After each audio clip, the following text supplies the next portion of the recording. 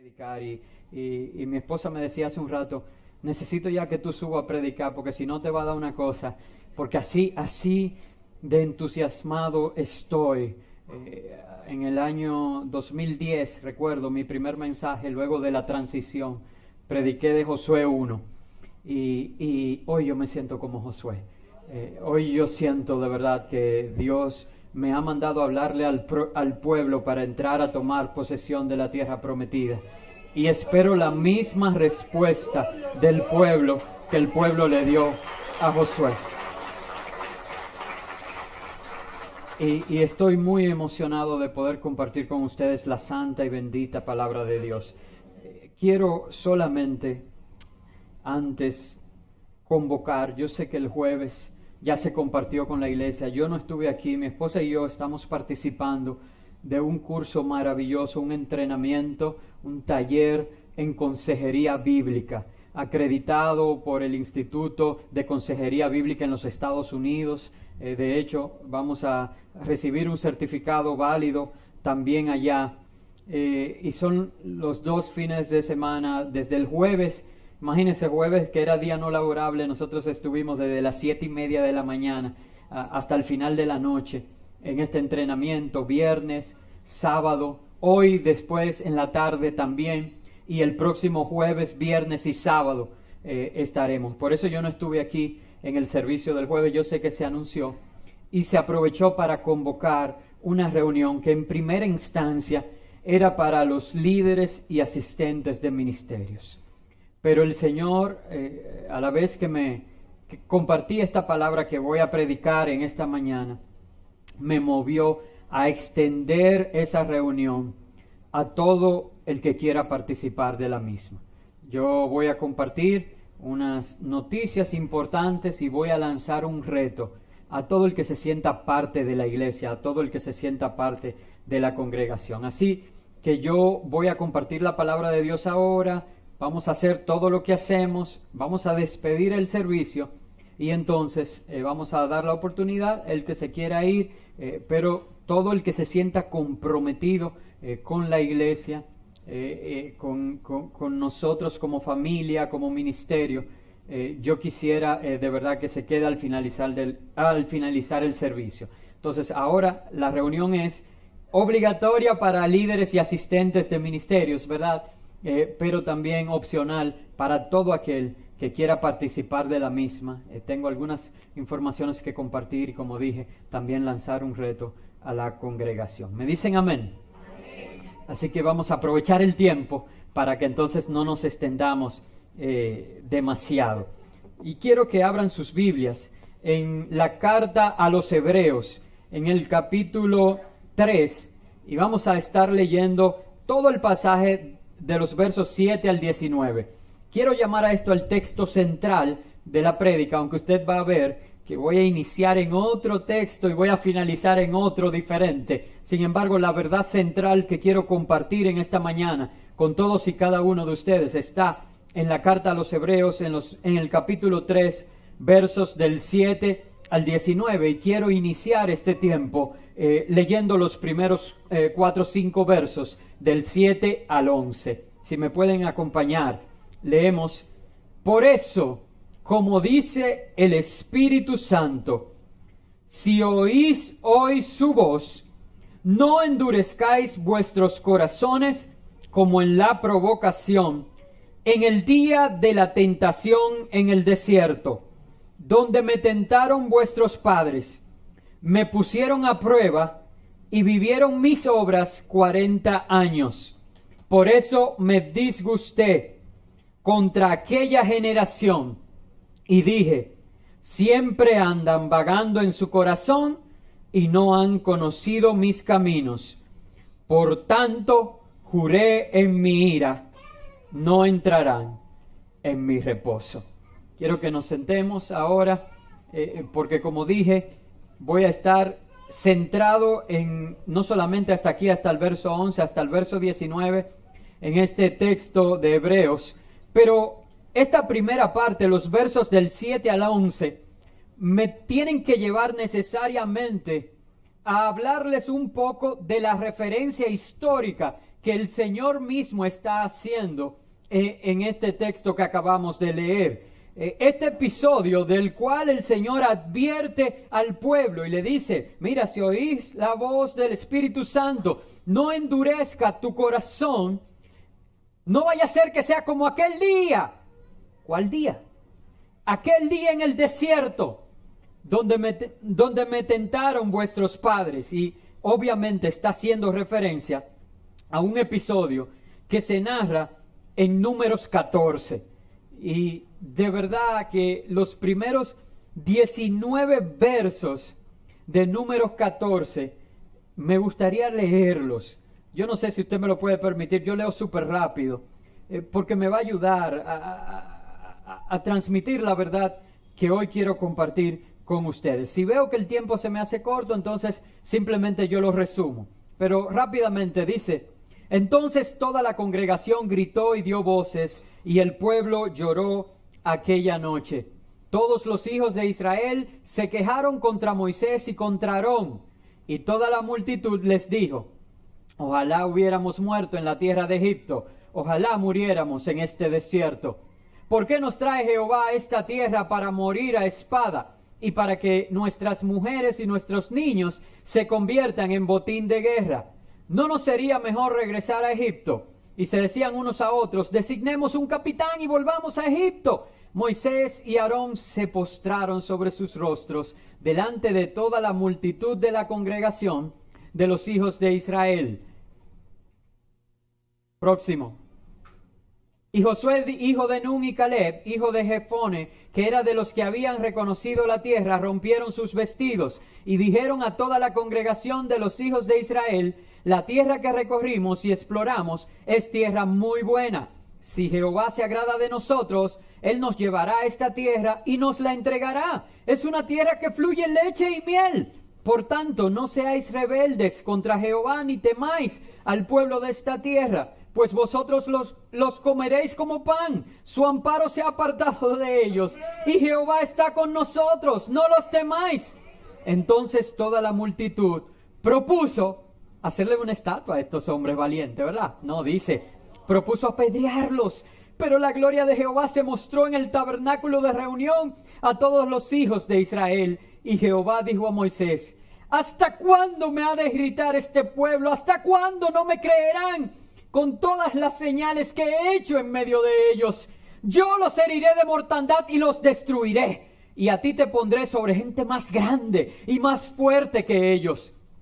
Pero Moisés respondió a Jehová, lo oirán luego los egipcios, porque de en medio de ellos sacaste a este pueblo con tu poder, y se lo dirán a los habitantes de esta tierra, los cuales han oído que tú, Jehová, estabas en medio de este pueblo, que cara a cara aparecías tú, Jehová, y que tu nube estaba sobre ellos, que de día ibas delante de ellos en una columna de nube, y de noche en una columna de fuego. Si haces morir a este pueblo como a un solo hombre, las gentes que hayan oído tu fama dirán, por cuanto no pudo Jehová introducir a este pueblo en la tierra que había jurado darle, los ha matado en el desierto.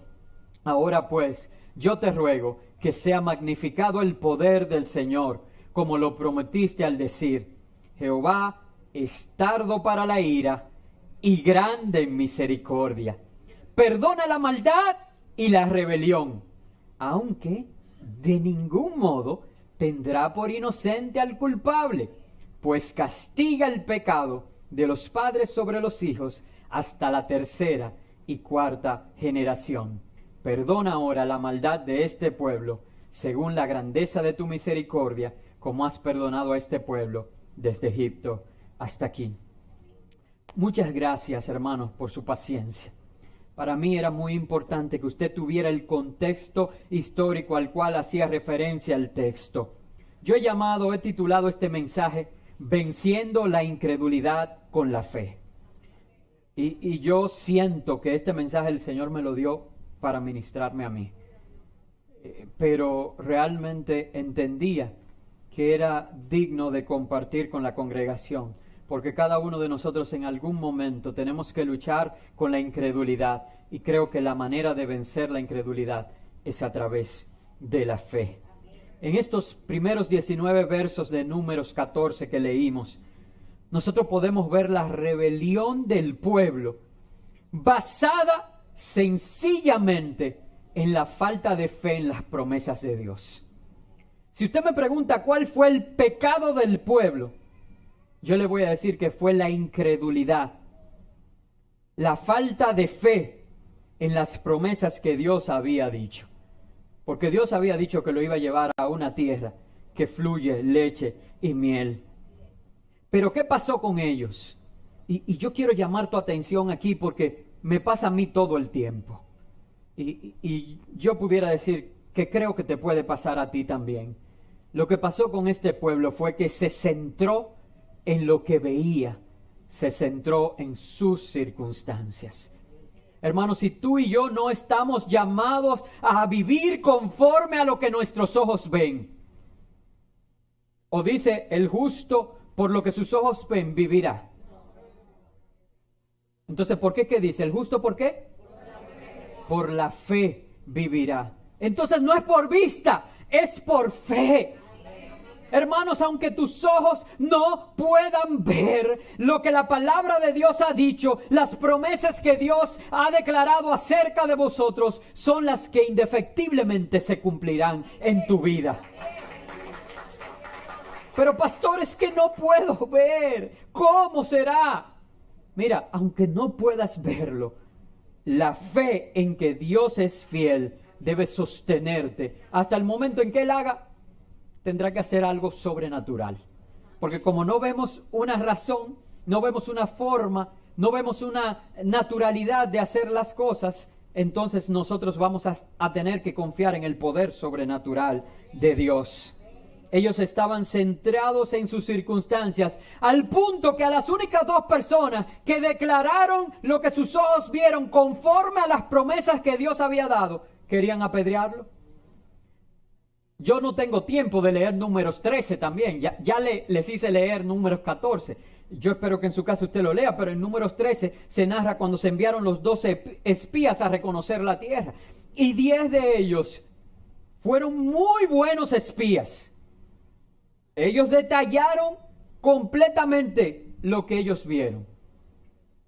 Es verdad, como espías ellos cumplieron con el propósito para el que fueron enviados. Solamente que ellos se enfocaron en las circunstancias y en lo que sus ojos vieron. Hay dos que vieron, hermano, porque era verdad que era una tierra de gigantes. Cuando usted estudia todos los pueblos que tuvo que enfrentar el pueblo de Israel una vez que estaba en la tierra que había sido prometida por Dios a ellos, verán que a todo eso que ellos vencieron eran gigantes. Entonces es verdad que era una tierra de gigantes, como habían dicho los otros 10. ¿Qué le faltó a esos 10 que tuvieron los otros 2? Que no solamente se concentraron en las circunstancias, sino que confiando en lo que Dios había prometido, declararon la palabra de verdad y dijeron a esos que están ahí, sean gigantes o no sean gigantes, ustedes se lo van a comer como pan. ¿Le fue difícil, hermano, ahorita comerse el pan? ¿No que usted hizo? Lo partió, lo cogió en su mano y se lo comió. Entonces, hermano, los espías vieron los gigantes. Estos dos, Josué y Caleb, vieron que a esos gigantes no lo podíamos nosotros comer como pan, porque el Dios del cielo nos había prometido esa tierra por heredad. Santo es el Señor. También vemos que de parte de Dios llegó un punto donde Él tomó la firme decisión de abandonar a ese pueblo, de partir con ese pueblo. Y le dijo, mira, este pueblo no te merece a ti. Yo lo voy a matar todito aquí en el desierto.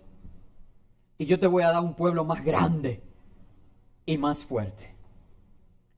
Que se cuide el pueblo de que un día Dios diga que no merecen al líder que Dios le ha puesto. Que se cuide el pueblo, porque Dios es quien pone y Dios es quien quita. a personas en autoridad. Y que Dios diga que ese pueblo no merece. Y que va a buscar un pueblo más grande y un pueblo más fuerte para dárselo a ese líder que Dios sabe lo que ha puesto en ese líder. Así que Dios nos guarde de ser ese pueblo. Ahora, ¿saben lo que hizo Moisés como un buen líder? Intercedió delante de Dios por su pueblo. Eso es lo que hace un pastor. Hermanos, mientras todo el mundo parece notar, pero pastor, yo no sé, todo el mundo se da cuenta, menos usted, pero ese a quien usted le dio el abrazo, ese a quien usted sirvió, el primero que lo acaba. Hermano, es que, miren, hay algo aquí adentro. Hay algo ahí que es sobrenatural, de lo que uno no se puede jactar. ¿Por qué? Porque no es mío, no estaba ahí. Dios lo puso.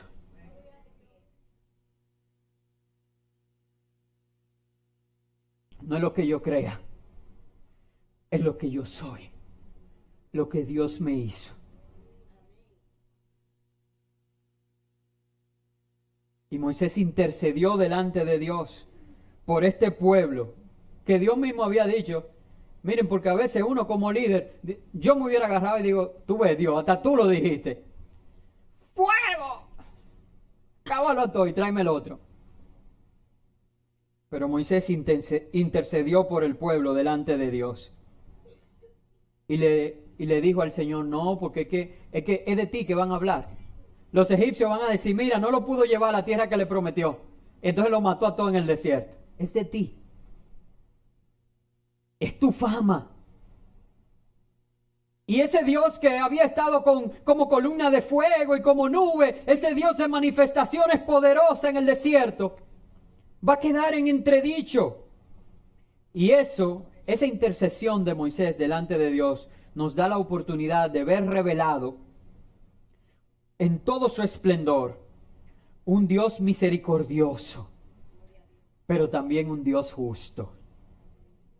Él sigue siendo misericordioso y Él sigue siendo justo. Y ustedes lo vieron en los versos 18 y 19 de Números 14. Dios misericordioso, Moisés lo dijo, tardo para la ira y grande en misericordia, perdona la maldad y la rebelión. Ahora también se ve un Dios justo y dice que de ningún modo tendrá por inocente al culpable, hermano. El pecado tiene consecuencias. Así que mejor será que nos refrenemos de pecar. Porque sabemos que si pecamos, Él es misericordioso, pero Él es justo. Y ningún culpable va a ser dado por inocente. De hecho, Dios los perdonó, no los destruyó, pero hubo un juicio, hubo una consecuencia de parte de Dios que podemos ver en Números 14, 29 al 32. Y quiero leerlo. Dice Números 14, 29 al 32 acerca del juicio de Dios. Dice, en este desierto, o sea, está bien, si usted lee los versos anteriores, dice, está bien, Moisés, porque tú me estás diciendo, no voy a hacer eso, yo lo voy a perdonar, no lo voy a destruir aquí. Entonces dice, ahora en este desierto caerán vuestros cuerpos, todo el número de los que fueron contados de entre vosotros, de 20 años para arriba, los cuales han murmurado contra mí. Voy a hacer una pausa. En el texto que leímos, el pueblo murmuró contra Dios. Yo quisiera que usted busque el verso donde habla de murmuración. ¿Qué fue por aquí? ¿Alguien dijo? ¿Contra quién? Espérate. En el texto que leímos, dice que el pueblo murmuró contra Moisés y Aarón. Y Dios en el verso 29 está diciendo, este pueblo ha murmurado contra mí. Hermano, cuando tú murmuras de los que Dios ha puesto en autoridad sobre ti. ¿Sabes de quién estás murmurando? Contra Dios. Y el pecado de este pueblo por el que vino este juicio, misericordioso, porque Moisés intercedió, fue que murmuraron contra Moisés y Aarón, las personas que Dios había puesto en autoridad. Vamos a seguir leyendo, porque el juicio no lo hemos leído. Todos van a morir, ¿verdad? A excepción de Caleb, hijo de Jefone, y Josué, hijo de Nun. Ninguno de vosotros entrará en la tierra por la cual alcé mi mano y juré que os haría habitar en ella. Pero a vuestros niños, de los cuales dijisteis, ¿en qué dijeron ellos que se iban a convertir? En botín de guerra, en presas. Dice, que se convertirían en botín de guerra, yo los introduciré, y ellos conocerán la tierra que vosotros despreciasteis. En cuanto a vosotros, vuestros cuerpos caerán en este desierto. ¿Saben, hermanos? Ellos se pusieron a murmurar contra Moisés y declararon juicio que les vino a ellos. Y declararon incluso palabras de maldición sobre sus hijos, que Dios la transformó en bendición.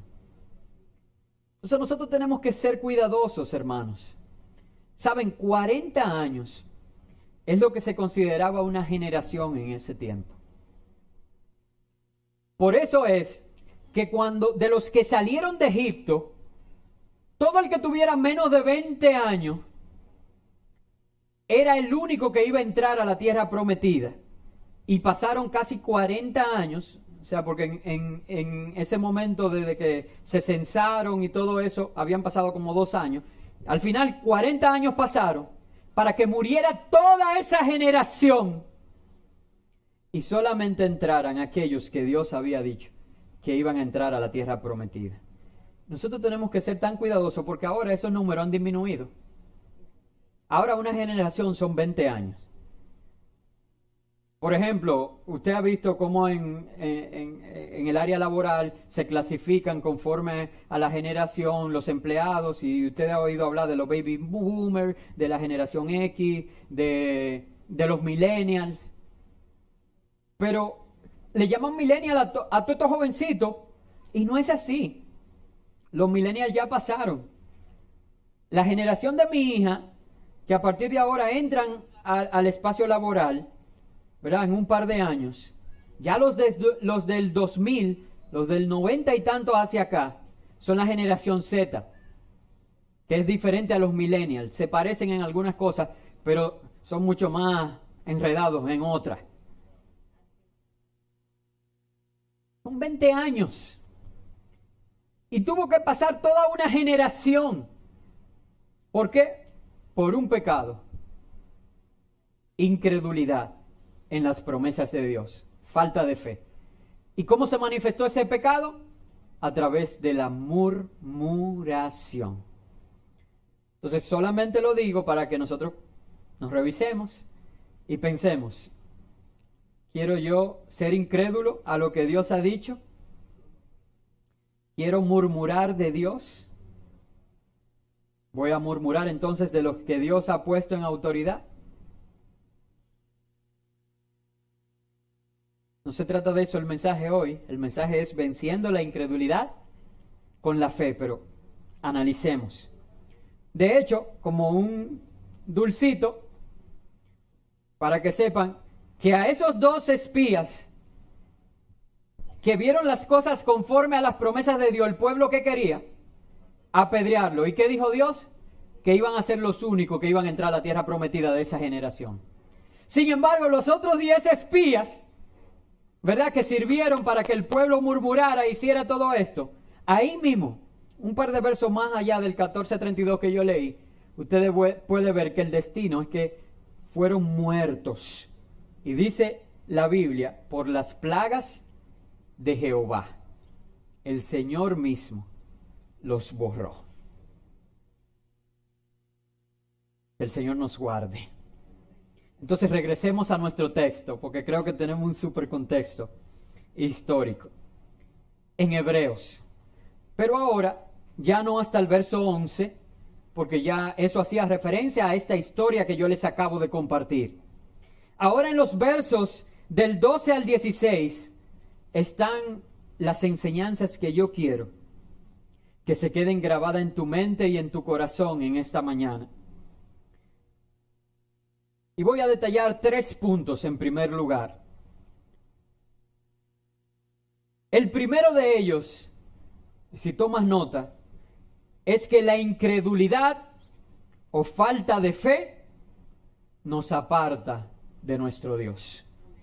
Y quiero que vayamos al verso 12. Dice, mirad, hermanos, que no haya ninguno de vosotros, corazón tan malo e incrédulo que se aparte del Dios vivo. Hermanos, de verdad que yo me sorprendo de ver con la facilidad que la gente hoy se aparta de Dios. Gente que tú de pronto lo ves 2 meses sin venir a la iglesia, o que simplemente no quiere estar en iglesia o no tiene tiempo, está ocupado. Hermanos, ¿y saben por qué?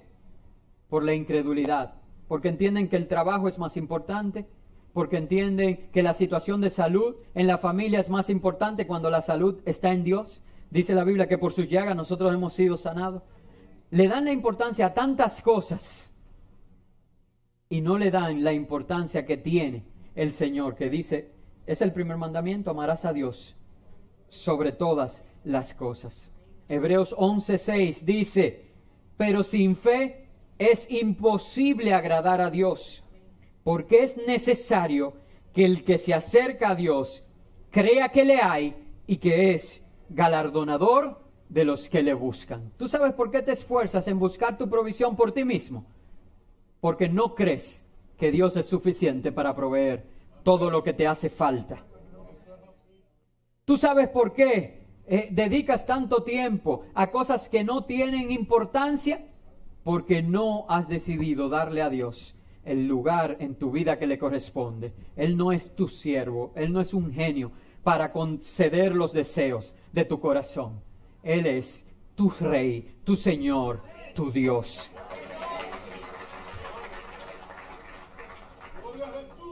No permitas que la incredulidad se anide en tu corazón y que ésta te aparte de nuestro Dios. Número 1, la incredulidad o falta de fe nos aparta de nuestro Dios.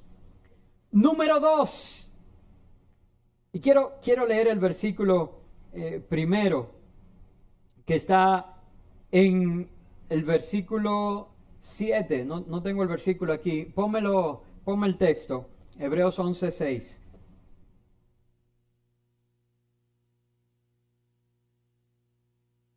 El 7. No, en el texto que estamos leyendo, el verso 13, en el texto de Hebreos 3. Nuestro texto central. Fue que no puse aquí el verso específico. Aquí está, verso 13. Sí, luego del 12, vamos al 13. Dice, antes bien, exhortaos los unos a los otros cada día, entre tanto que se dice, hoy, para que ninguno de vosotros se endurezca por el engaño del pecado. Y aquí yo quiero hacer una pausa. El punto número 2 lo voy a enunciar y voy a hacer una pausa para desarrollarlo un poquito. El punto número 2 es, debemos animarnos. Entre paréntesis, combatir el desánimo unos a otros para no permitir que se endurezca nuestro corazón por el engaño del pecado.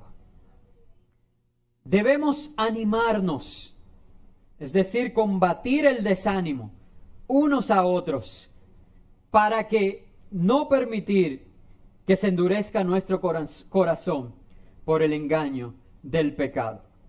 ¿Cuánto tenemos que animarnos?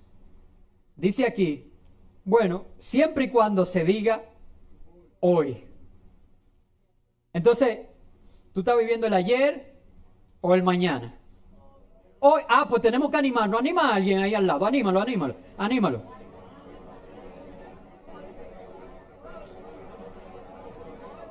Ok, deténgase.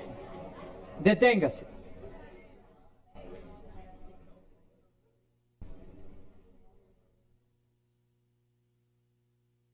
Es decir, que yo voy a estar animado si estamos haciendo las cosas de ayer. Yo voy a estar animado si estamos las personas de ayer. Yo voy a estar animado si se hacen las cosas como yo quiero.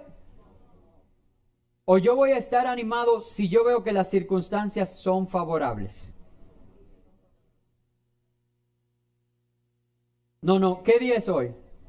Hoy. Pues anímese, anime a otro, anime a otro.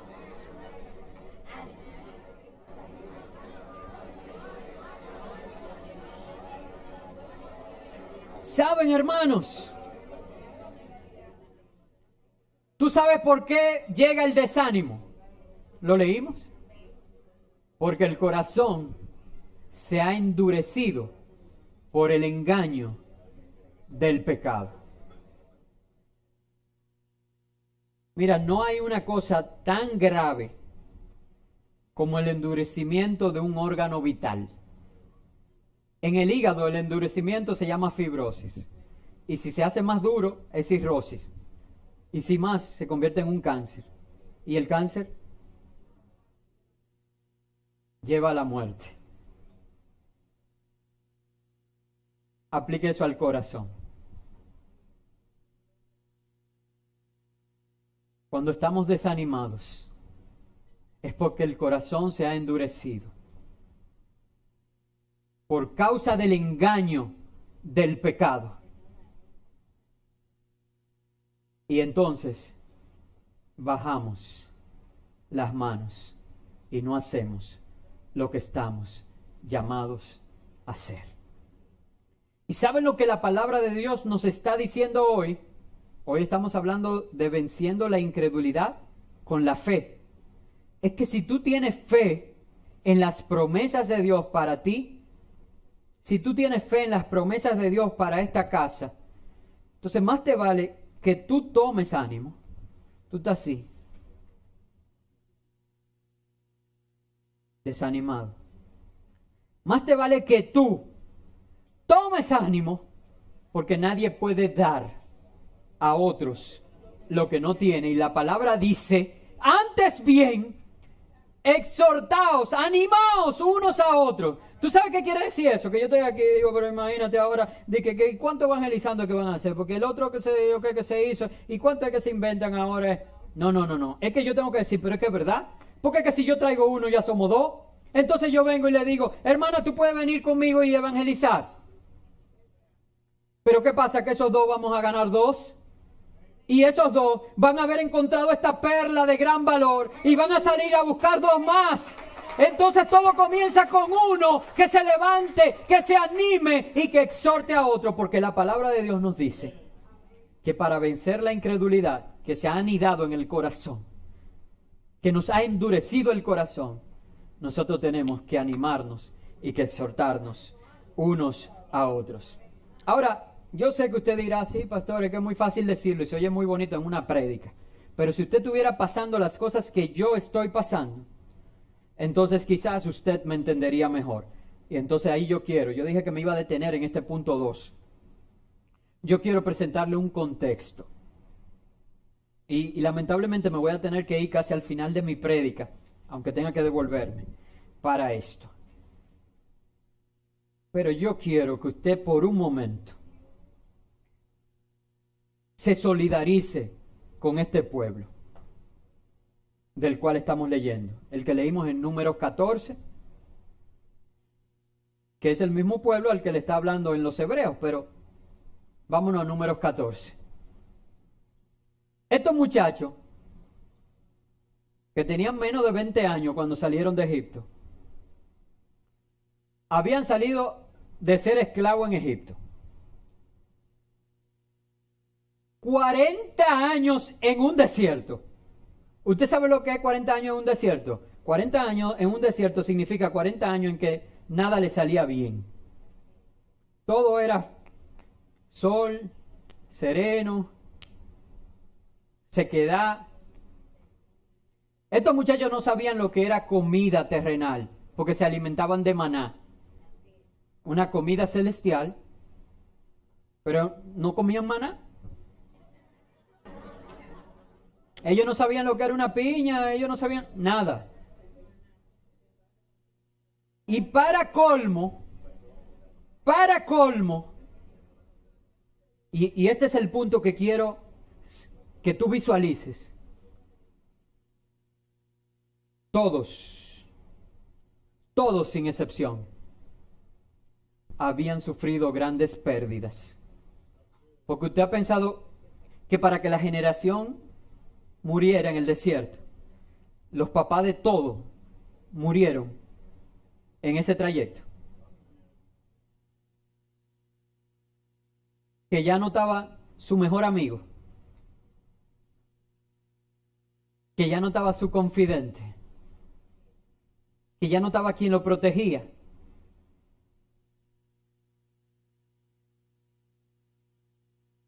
Quien le había enseñado la palabra de verdad, quien oraba por ellos. Esas eran las reglas del pueblo hebreo. Esas eran las tradiciones que se seguían. Estos muchachos habían perdido gente que amaban. Y en medio de esas pérdidas, en medio de ese desánimo, y 40 años todos saliéndole mal y viniendo de Guatemala, porque venían de la esclavitud de Egipto,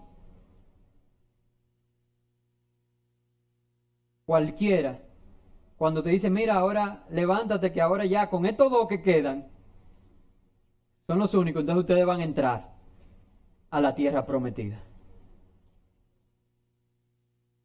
Ahora dime ahora si es más bonito decir, predicar, que vivir. Dime si esa es tu situación, si te solidarizas con ellos. Si tú tienes 40 años, tú no conoces la libertad, saliste a los 20, menos de 20, y tienes 40 años cogiendo lucha en lo mismo, y para colmo, tú el que tú querías se ha muerto y no está. Esa es la situación que se le presentó a ellos. ¿Qué los sostuvo para tomar posesión de la tierra prometida? ¿O tú crees que es fortuito que ellos dijeran, esta tierra que diste a nuestro padre Abraham, a Isaac y a Jacob? ¿Tú crees que es fortuito que ellos se refirieran a él como el Dios de nuestro Padre, el Dios de nuestros padres? ¿Tú crees que es fortuito?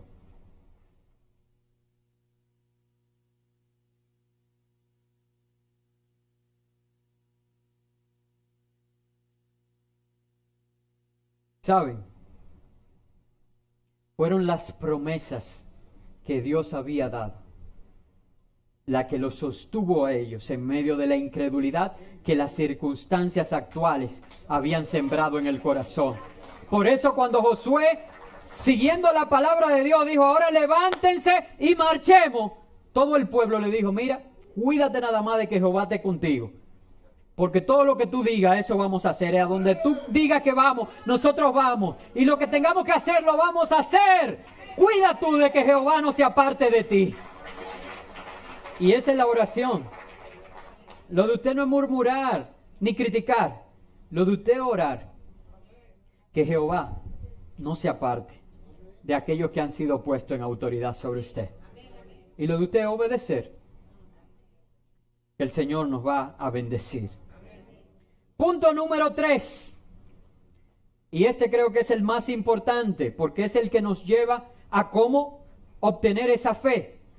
¿Cuántos me pueden ayudar a resumir los primeros 2 puntos? Son 3 punticos nada más, son fáciles hoy. El primero es que la incredulidad o falta de fe nos aparta de Dios. El segundo es que debemos animarnos unos a otros para no permitir que se endurezca el corazón. Y el número 3, es por la palabra de Dios que recibimos la naturaleza de Cristo para perseverar en la fe. El verso 14, allí mismo en Hebreos 3, en el texto que estamos estudiando, dice lo siguiente: porque somos hechos participantes de Cristo, con tal que retengamos firme hasta el fin nuestra confianza del principio. ¿Saben, hermanos, cómo nosotros podemos perseverar en el primer amor? ¿Cómo nosotros podemos creer las promesas de Dios como lo recibimos al principio? ¿Saben cómo nosotros podemos ser pacientes y perseverar en creyendo las promesas de nuestro Dios? A través de su palabra. A través de su palabra. Dice Romanos 10:17. Así que la fe es por el oír, y el oír por la palabra de Dios. Así que el tercer punto es que por la palabra de Dios recibimos la naturaleza de Cristo para perseverar en la fe. Hermanos, ¿saben? Si usted no estudia la palabra de Dios, no va a edificar su fe. Y si usted no edifica la fe, yo lo dije al principio, sin fe es imposible agradar a Dios. Porque a todo aquel que le busca, ¿verdad? Es necesario que crea que hay un Dios. Porque usted va a buscar una llave si usted cree que no existe llave. Si usted está buscando la llave, porque usted sabe que esa llave existe y usted quiere abrir esa puerta. Los versos 16 al 19 de este texto que estamos estudiando, y no se preocupen que vamos avanzando bien. Yo hubiera querido terminar mucho antes por la reunión, pero quiero compartir todo lo que Dios ha puesto. Los versos 16 al 19, yo no tengo prácticamente que agregarles nada, porque son una serie de preguntas retóricas que nos dan una enseñanza, y que yo quiero que también estas enseñanzas, ya no en estos 3 puntos, pero que usted las atesore para su meditación personal, y entonces usted se analice a usted mismo en su casa y pueda sacar de esto una bendición. Vamos a leer los versos 16 al 19 y estas preguntas retóricas. Dice: ¿quiénes fueron los que, habiendo oído, lo provocaron? ¿Quiénes fueron los que provocaron a Dios? Y dice ahí mismo el texto: ¿no fueron todos los que salieron de Egipto por mano de Moisés? Saben que a veces la mayoría, y que sea mayoría, no quiere decir que tengan la verdad, ¿eh? Aquí está diciendo, ¿quiénes fueron los que provocaron a Dios? Todos los que salieron de Egipto por mano de Moisés. Pero vamos a seguir. Otra pregunta retórica dice: ¿y con quiénes estuvo él disgustado 40 años? ¿Con quién estuvo Dios disgustado 40 años? ¿Quién provocó la ira de Dios? ¿O no fue? La pregunta responde, acuérdense que son retóricas. ¿No fue con los que pecaron, cuyos cuerpos cayeron en el desierto? ¿Qué está diciendo eso? Ellos provocaron a Dios a ira y ellos pagaron una consecuencia. No solamente tuvieron los 40 años en el desierto, sino que dice aquí que sus cuerpos cayeron en ese desierto. ¿Y a quiénes juró que no entrarían en su reposo, sino a aquellos que desobedecieron? ¿Cuántos quieren no entrar al reposo de Dios? Y que ninguna de esas promesas que Dios tiene para ti y ha dado se cumplan en tu vida. Porque tú sabes a quiénes les pasó eso. A los que desobedecieron. Y vemos que no pudieron entrar a causa de ¿qué? De su incredulidad. Entonces, hermanos, es necesario que estos 3 puntos que hemos compartido los pongamos en práctica, de manera de que podamos vencer la incredulidad con la fe y podamos recibir las promesas que Dios nos ha dado. Ahora, quiero, antes de terminar, y lo voy a hacer bien breve, pero esto pudiera ser otro mensaje diferente. Pero Dios me ha motivado desde la semana pasada a que termine este mensaje con este señalamiento que voy a hacer. Quiero saltar rápidamente al escenario geográfico de Gilgal. Este escenario lo vemos en la Biblia cuando el pueblo entró a la tierra prometida. Ellos, luego de la muerte de Moisés, Dios habló a Josué, pasaron los sacerdotes, tan pronto los sacerdotes pusieron su pie en el agua, se abrió el río Jordán, todo el pueblo pasó en seco, los sacerdotes se movieron y cuando el último sacerdote tuvo sus pies en seco, las aguas volvieron a unirse. Antes tomaron cada uno una piedra de en medio del río e hicieron un altar del otro lado con 12 piedras que quedara como testimonio a las futuras generaciones, para que cuando ellos preguntaran ¿y qué son estas 12 piedras? Se le pudiera decir, son un testimonio de las grandes cosas que Dios ha hecho en medio de nosotros. Se convertía en un monumento de las grandezas de nuestro Dios. ¿Cuáles son los monumentos? Yo no sé cuántos recuerdan una de las últimas series que compartimos. Hicieron una gran fiesta de adoración, siempre que Dios hace un milagro, un portento. Y saben, de ahí, lo primero que hicieron, al estar en la tierra que Dios les había prometido, fue ir a Gilgal, a este espacio geográfico del que yo quiero hoy utilizar para terminar.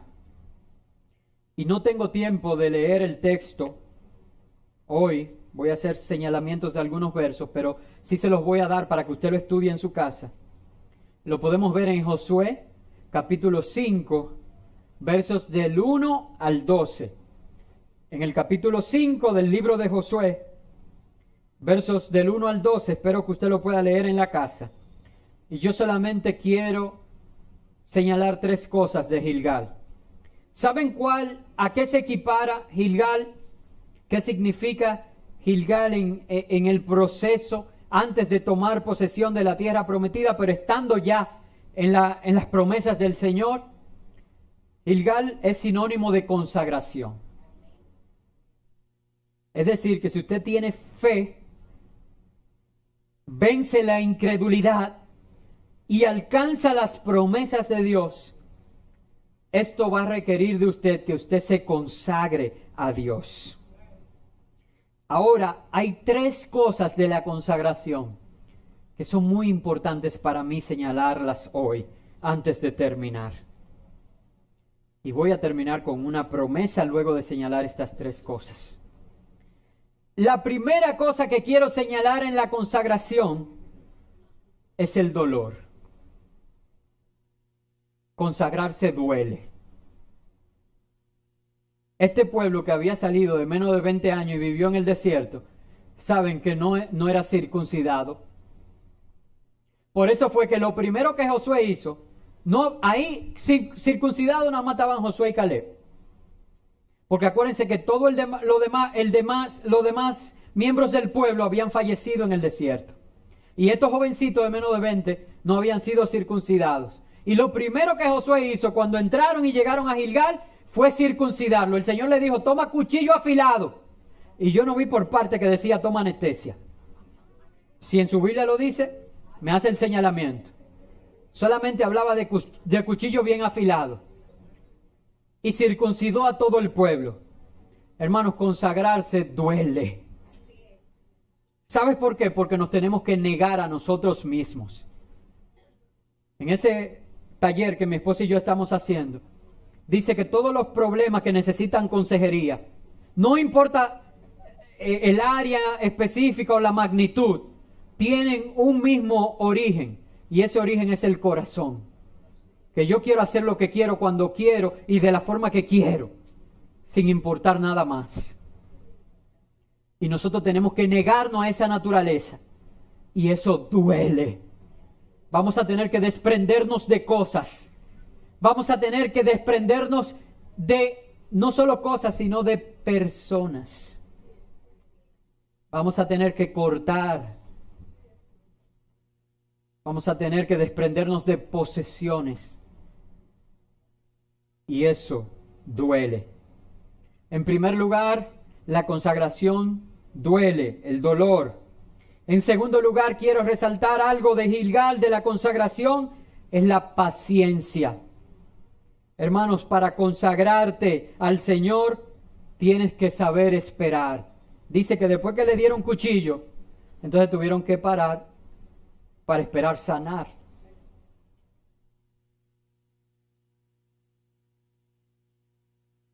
¿Usted sabe de lo que estamos hablando? De la circuncisión y todo. Usted sabe, ¿verdad? Como que hay que hacer una pausa y descansar. Y eso se equipara a paciencia, hermanos. Nosotros tenemos que saber esperar lo que Dios ha prometido. Nosotros tenemos que saber esperar la provisión que Dios va a enviar. Nosotros tenemos que saber esperar que las promesas de Dios se cumplan. Y en tercer lugar, una vez que vamos a tomar posesión de la tierra prometida y nos vamos a consagrar a Dios, eso requiere de nosotros. ¿Cuántos quieren ir a Gilgal? Antes de yo decirlo, yo quiero saber. Gilgal significa ya entrar a la tierra prometida, porque está muy tímido. Y yo esperaba como un coro más grande. ¿Cuántos quieren ir a Gilgal? No, porque si alguno se quiere devolver para Egipto, puedo preguntarlo también.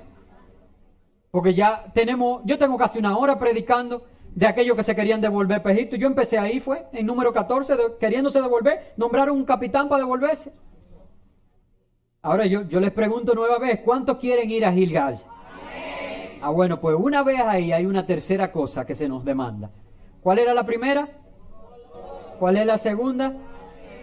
Y la tercera es esfuerzo.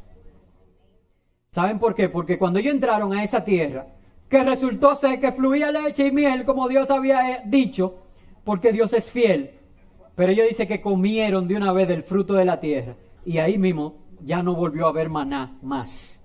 Ese fue el último día que fue visto sobre la faz de la tierra el maná.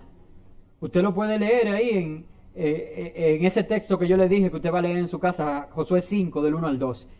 Ese día fue el último día que hubo maná sobre la faz de la tierra. A partir de ahí, ellos comieron del fruto de la tierra. ¿Qué iban a tener que seguir comiendo? Del fruto de la tierra. Y para comer fruto de la tierra, ¿qué iban a tener que hacer? Trabajar. Entonces, lo tercero que se demanda de aquel que se consagra para recibir las promesas del Señor es el esfuerzo. ¿Cuántos están dispuestos ahora a esforzarse para el Señor? Ahora, ¿cuál es la promesa de Dios para ti? Y con esto quiero terminar en esta mañana.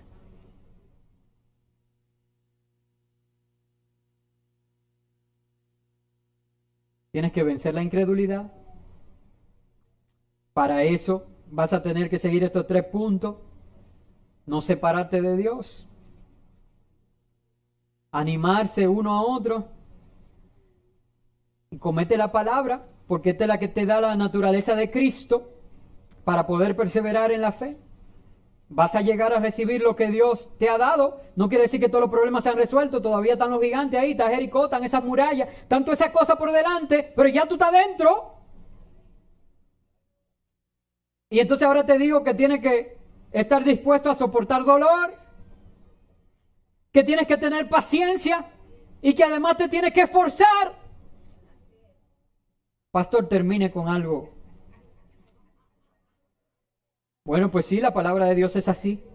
Siempre tiene un final feliz. ¿Ustedes sabían que nuestro final es un final feliz? Que el de nosotros es un final de Disney y vivieron felices para siempre. Así es tu final y el mío. Josué 5, del 13 al 14, dice: que estando ahí, habiendo pasado todo esto que les he narrado, y ya casi llegando a Jericó, que ahí viene la primera, ¿verdad? Ya yo prediqué de eso hace unos meses. Dice que estando cerca de Jericó, Josué vio a un varón.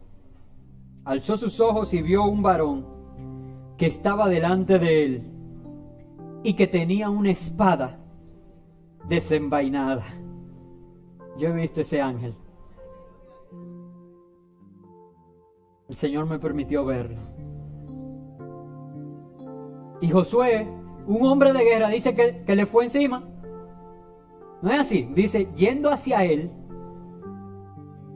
dijo, ¿eres de los nuestros o de nuestros enemigos?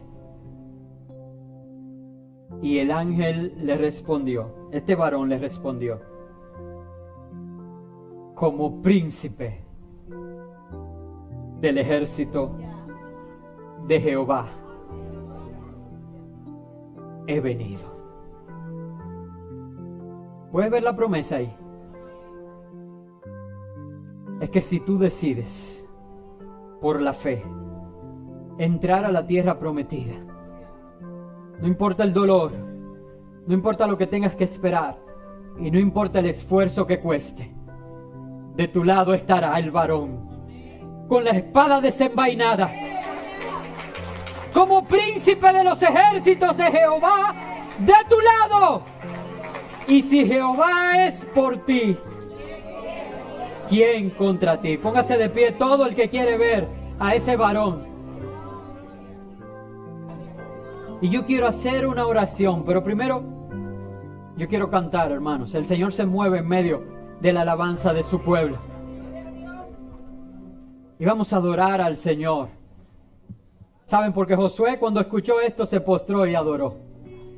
Y dijo, pues mira, no importa gigante, no importa muralla, no importa Jericó.